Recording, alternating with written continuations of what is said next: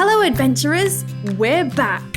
Welcome to the first episode of Series 3 of Armchair Adventures. Remember, we're releasing 2 episodes a month now, part 1 today, part 2 in 2 weeks' time. Before we start this episode, we have some massive news. Drum roll please! We've taken to the skies. Virgin Atlantic called us up and asked if Armchair Adventures could be the first kids podcast to feature in their in-flight entertainment. So now, you can go on an adventure with us while you're flying to another adventure in the USA, Africa, Asia, or the Caribbean. How exciting is that? Right then, well, I suppose we'd better get adventuring.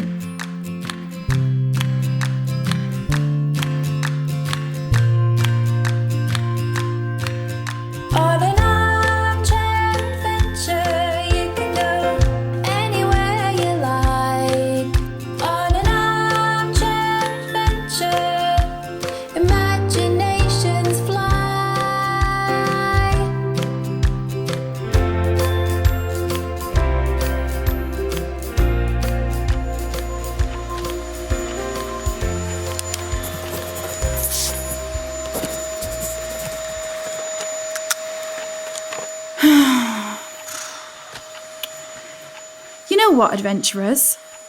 Our customers are the most inventive, knowledgeable, and talented group there is. And I'm not just saying that. Today, I'm after some inspiration. So, for this episode, we're going on an armchair adventure with a very talented customer indeed. It's Pauline! Hello? Hi, Pauline. How are you doing? I'm great, Connie. How are you? Not bad, really. Well, to be honest, I could do with picking your brains, if you don't mind. Of course. What's up? Thing is, I have some English homework that I have to hand in tomorrow, and I'm not getting anywhere with it. I need to write a poem. Brilliant. What's it about? That's the problem, Pauline. I've not even started it. I don't know what to write about. You can write about anything. Correction. You could write about anything. I, on the other hand, am no Shakespeare. How do you do it, Pauline? I just say what I want to say. I write about all sorts. Motherhood, Mandela, things that are important to me. I never even know what to write in a birthday card. Everyone can write, Connie. You won't write like me, same as I don't write like Maya Angelou. But what you have to say and the way you say it is important. And there'll be people who will connect with your ideas. Can you show me the ropes, please, Pauline? Talk me through the techniques of writing poetry? Yes, of course. I can do that, no problem. Oh, it's not going to take us on much of an adventure, though. Do you think the others will mind? It'll still be an adventure, and I'm sure they'd be happy to help. Shall we get them on the line? Good idea. Great. I'll dial them in now.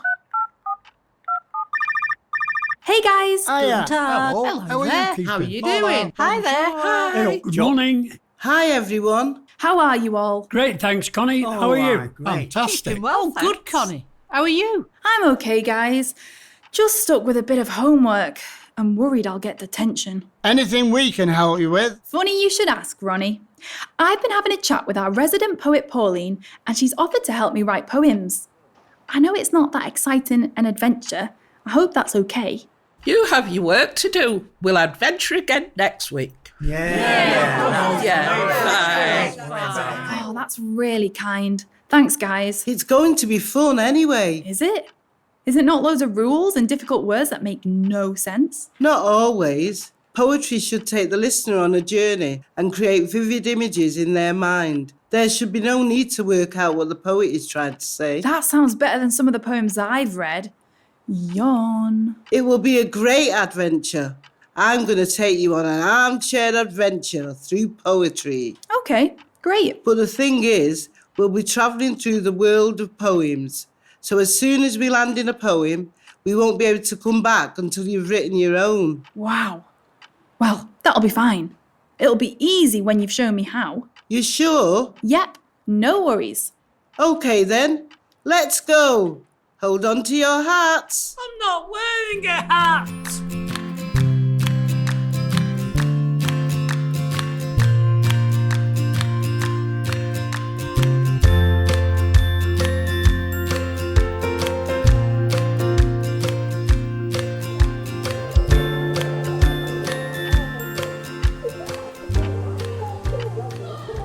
I don't mean to doubt you, Pauline, but I'm afraid I've not gone anywhere yet. I'm still in my bedroom. We have to read the poetry. That's when the adventure begins. Oh, got ya. So where do we start? We'll start with one of my favourites, Carnival Jumbie by John Lyons. Ready? Ready. Jumbie jump high. Jumbie jump low. Jumbie jump into calypso. Wow.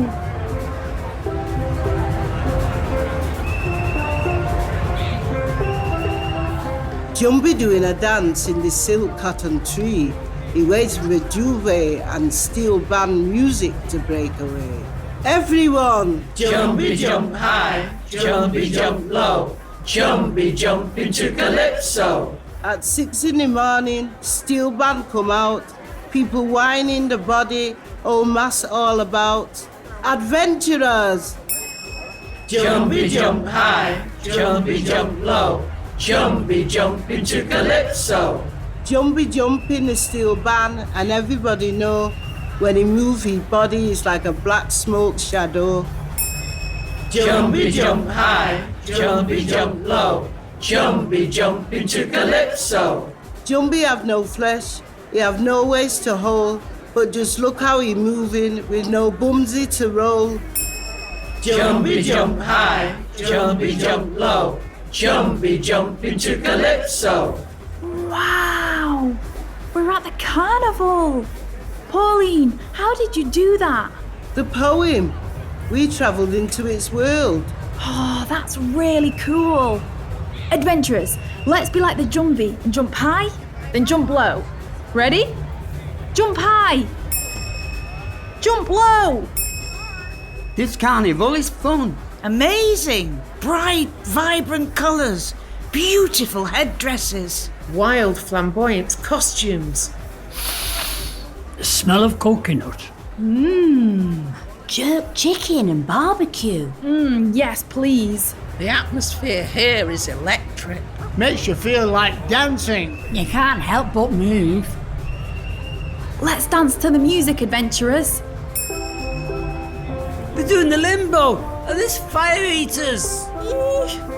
But it's safe to pretend. Yeah, let's pretend to eat fire, adventurers.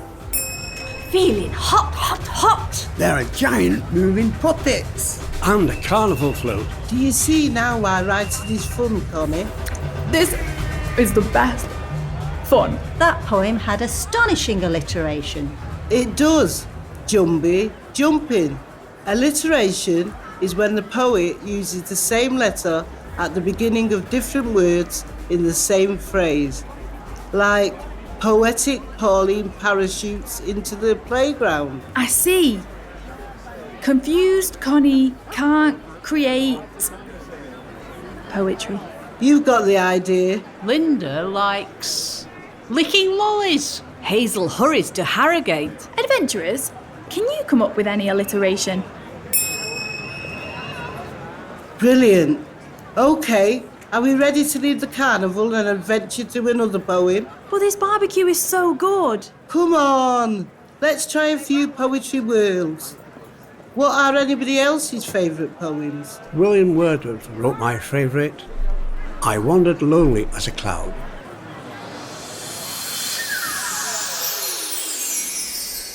I wandered lonely as a cloud. That floats on high o'er vales and hills. When all at once I saw a crowd.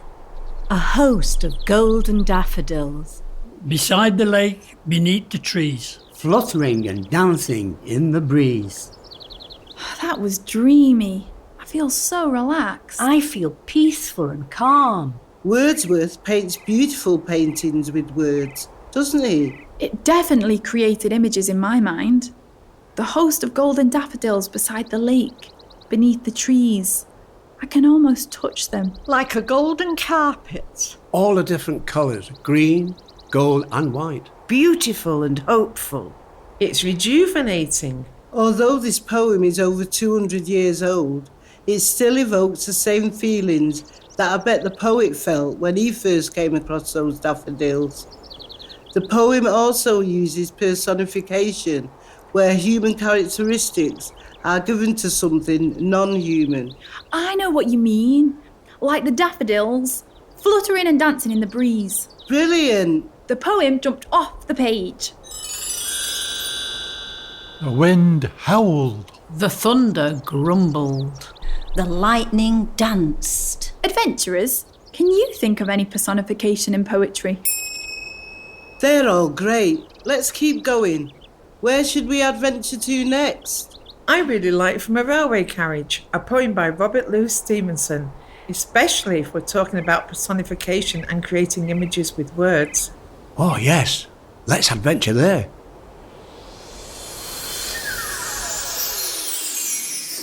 Faster than fairies, faster than witches, bridges and houses, hedges and ditches. And charging along like troops in a battle, all through the meadow the horses and cattle. All of the sights of the hill and the plain fly as thick as driving rain. And ever again, in the wink of an eye, painted stations whistle by. Wonderful. Excellent. Did you spot any of the techniques used in From a Railway Carriage, Connie? There's some rhyming, isn't there? Witches and ditches. Battle and cattle. Very good. Yes, there is rhyme and rhythm. The train rushing along the tracks. The rhythm of the writing conjures the rhythm of the train. Excellent. I love poetry because it can mirror feelings you might not be able to express in another way. Absolutely. Which poem do you like, Linda? I like Michael Rosen. He wrote a poem called Do I Know You? It's about a very serious feeling of being lost. But the way it's written isn't too serious. Let's read that. I'm lost, and I don't know where I am. I'm a sock in a washing machine, a strawberry in some jam. I'm a letter in a book. I'm the bubble in some fizz. I'm a pebble on the beach. I'm a question in a quiz. I don't know where you are. You don't know where you are. You don't know when I is. I don't know how you was. You don't know who I with. Whoa, that really does make me feel what he's feeling. I'm a tiny object lost in more of the same objects. Come on, adventurers. Let's roll around inside the washing machine like a sock. Being lost is like being a pebble on a beach. That's an example of a simile, when you compare one thing to something else. Like charging along like troops in a battle. Yes, I get it. Like, life is like a box of chocolates. I've heard that one before. Okay, here's one of my own. Stuck like sweets in my teeth. I like that one. As light as a feather. As cold as ice. Like 2 peas in a pod. Adventurers, can you think of any examples of similes where you compare something to something else? Wonderful. Do I Know You also includes onomatopoeia. Fizz. That means words that sound like the noise they describe. Fizz, like buzz and hiss. Onomatopoeia. Like pitter-patter.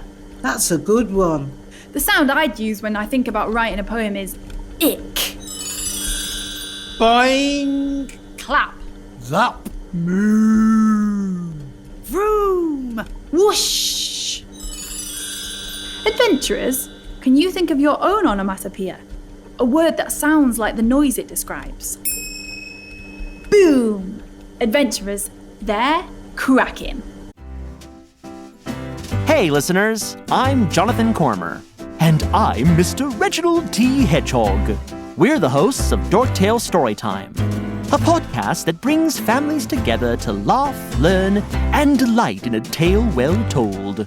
Kids of all ages will enjoy the wacky retellings of classic fairy tales, with social and emotional themes, and the untold stories about some amazing hidden heroes of history.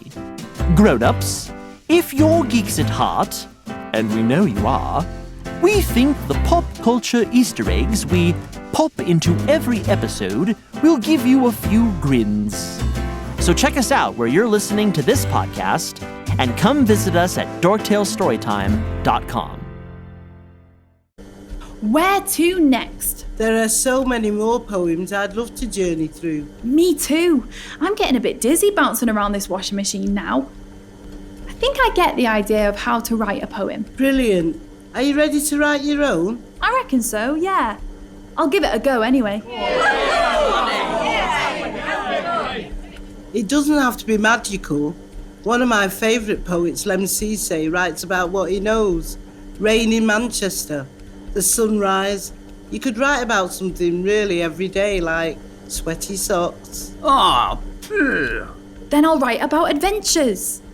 The techniques you showed me are really helpful, Pauline. And I remembered another that I learned in school, an acrostic, where you use the letters in a word to begin each line of a poem.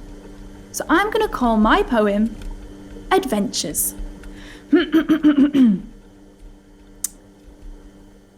A. Armchairs at the ready. D. Deciding where to go. V. Venture to foreign places. Even be a superhero. Next, turn across the floor. Underwater exploring, reef conservation and more. Everybody's welcome. So we'll see you soon? That should do it, shouldn't it? Yes, not bad. We're still in the washing machine. I'm tied up in knots here. I don't get it. I've learned the techniques and written my poem. Why am I not all dry and cosy in my room at home? It was a good effort, Connie. It wasn't a bad poem, but it can't have been the right poem. Oh, I just want to go home. I shouldn't have said I could write a poem. I can't do it. We're going to be stuck in the land of poems forever. No, we aren't. You can do this. I can't. Do you care about what you're writing about? Care about it? I care about finishing it and moving on. What more can I do? You can connect with what you're saying. Oh, they're just words. Think about the other poems we've read. They made us feel something. I know, but I can't do that. How does that make you feel now? What are your feelings? It makes me feel... I feel stuck and frustrated. I'm stuck writing my poem and I'm stuck in this world. I have to hand my homework in. I have to get home. I can't get a detention. Adventurers, what am I going to do? On an armchair adventure, you can go anywhere you like. On an armchair adventure, imaginations fly. Before you go, adventurers, don't forget to follow or subscribe to Armchair Adventures. And if you're listening on Apple Podcasts, then please leave us a rating. It really helps. Love you guys. On an